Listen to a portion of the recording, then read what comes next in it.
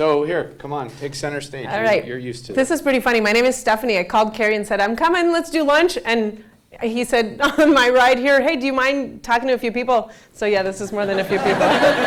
So this was one of those moments, how did I get here moment.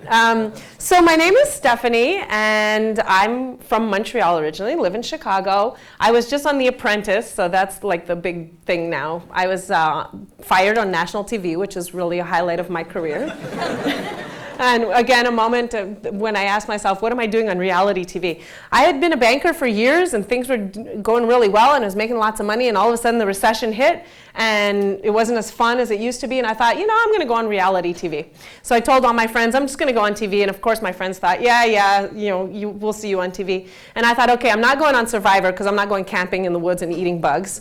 So I thought, I'll go on The Apprentice. It looks pretty cool. It's business-oriented, and I used to watch the show, and Bill Rancic, and thought, I'm 100 times better than these guys. So I got on a plane, flew to New York. They were having open casting calls, and I walked up to the building and I talked to the doorman. Always make friends with the doorman and the woman who answers the phone, right?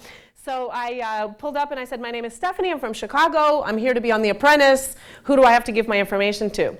So the doorman said, well, you and 25,000 people will be here tomorrow morning camping out. And I thought, camping out? I am so not camping out. So I talked to Johnny, the doorman, who I became friends with, obviously. And he saved a spot for me in line, and I went back to my hotel, showered, changed, and came back, and ended up auditioning. 25,000 people did show up. It was open casting call, and so everyone just showed up, and it was live debates, and it was televised debates about the economy and politics. It was like the most intense job interview I've ever had in my life, to be on a TV show. And I ended up making it on the show, which I knew all along. I told all my friends I was going to be on TV. So it worked out, thank God. But it was a great experience. The Donald is what you see on TV, is who he is in person. It was very intense. Opportunity of a lifetime. I got to hobnob with the most successful people. I had breakfast with Jack Welch and Cubs and White Sox pitches, and I was just telling Cary I might be singing the 7th inning stretch here over the next couple of weeks, which will be interesting.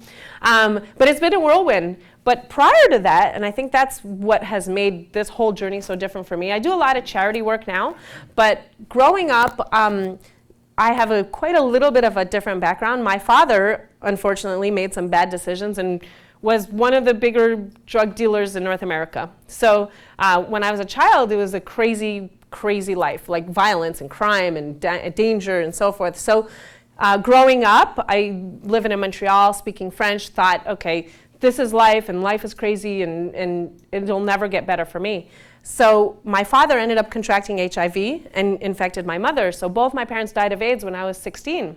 So when I was 16, I literally had a backpack with one pair of jeans and a t-shirt, and I thought, this is it. But in my mind, I thought, okay, maybe I could learn English and move to America, because I watched 90210, and I thought, that looks pretty, that would be really cool. So I did that, and I thought, okay, I'm just going to learn English, and I used to watch English TV a lot, and I learned English watching English TV, and then I took English classes at school, and I focused on learning English. My family's still French today, and all live back in Montreal. And I just focused on school and sports and music, and I was just on a mission to move to America. And I used to, as a kid, when I was late teens, watched TV and was always into real estate and always into finance. And I used to watch Donald Trump on TV because he was the big thing in the late 90s, mid 90s. He was doing really well in New York. And I remember telling my grandmother, I'm going to work for Donald Trump one day, and I'm going to move to America. And so it's funny how it all ended up working out. So the journey has been great, and it's been an incredible ride. This is just the beginning. I'm continuing to do more TV. I'm still in banking. I'm in touch with Donald Trump. I'm the national spokesperson for the Trump Network. So I travel a lot to Boston and New York, and we were just in Washington. So that's his whole beauty product line, which, obviously anything free, I'm in. So it's been a fun ride, and I do a lot of charity work here in Chicago. I'm actually the co-chair of the Green Tie Ball this year. So you guys have to come out. There'll be about 5,000 people, and it's a charity that keeps Chicago green and beautiful. I'm also involved with the Better Boys and Girls Foundation. I do a lot on my own. I produce music concerts across the country with American Idol alumni, and I inspire teens through music to stay away from drugs, obviously, right? That's my mission. So I don't know if anyone has any questions. Maybe we could open it up to questions or comments or Apprentice reality TV questions is usually Donald Terry, yes, real. What else? Hold on, I'm on my way. Are these both work? Yes. I guess my question would be, obviously you said that coming from like the hard background, you had a hard time, believing that there was life outside of that. Were there times that you felt like, you weren't going to make it or that you weren't going to get at your dreams? What kept you believing in it? Of course. I mean, when I was 16 and basically was rock bottom, right? That technical phrase that we hear all the time.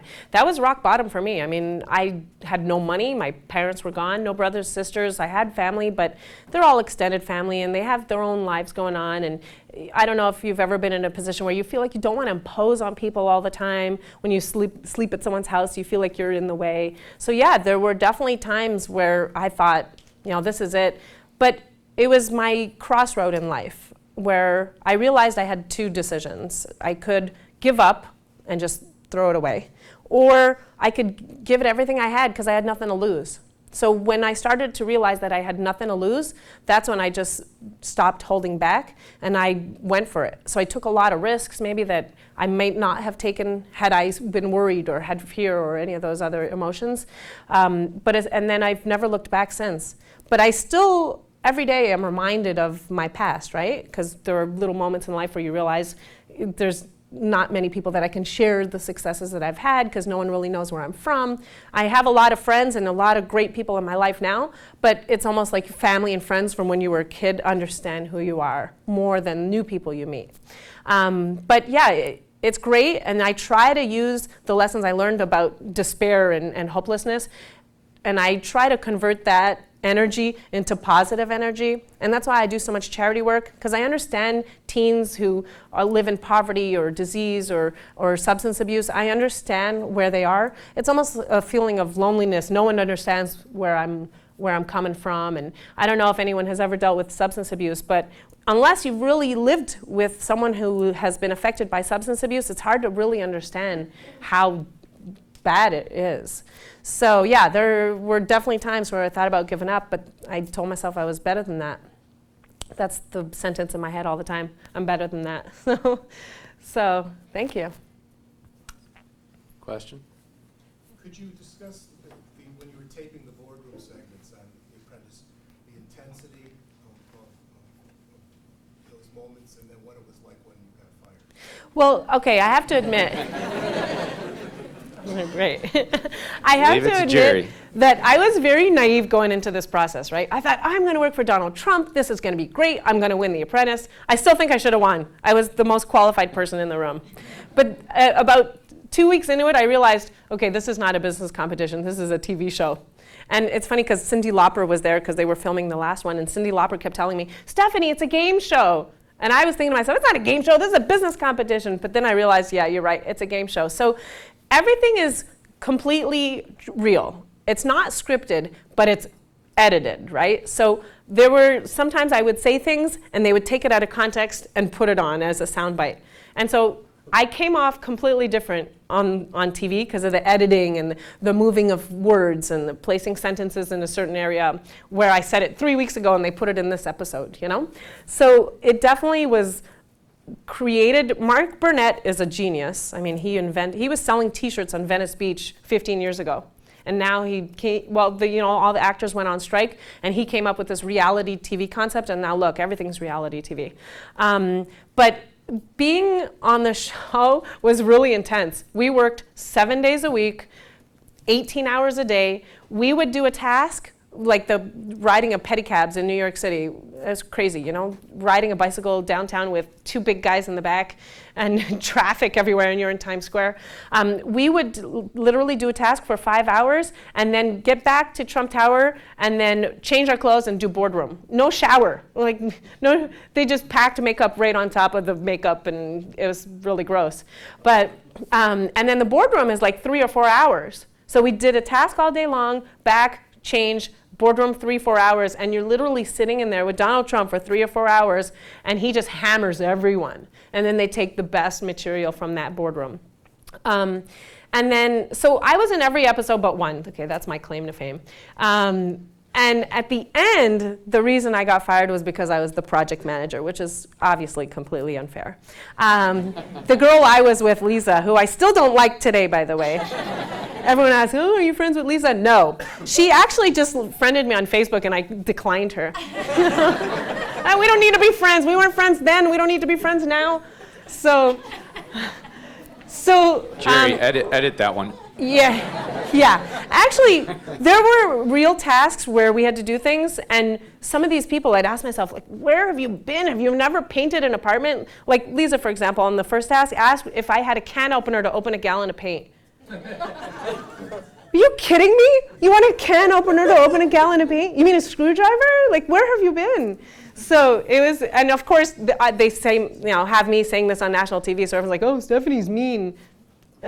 So I think anyone who's in that situation who hasn't slept in 3 weeks would probably be very annoyed with someone asking for a can opener. But yeah, and then the day I got fired, it was the end. We had 3 days left of filming. And the day I got fired, it was almost like, all right, get me off this island. I'm tired of this place. Because we were sequestered in our condos all the time. So we had no access to the outside world for almost 3 months. No cell phone, no internet, no music, no TV, no nothing. I was going nuts. And they did everything for us. So this is one thing that's pretty funny. So everything was done, right? I didn't carry a bag or a purse or a phone for 3 months. I didn't dress myself. I didn't do my own hair. I didn't do my own makeup. I did nothing. So I like became a vegetable, right? Like if you do nothing for 3 months. And so the last day we all had dinner, and then the crew's like, okay, bye everybody. I'm stuck in this restaurant in New York. So of course I'm like, where am I going? How do I get home? I felt like a 2-year-old. So Mark Burnett's like, take a cab. I'm like, well, how do I get a cab?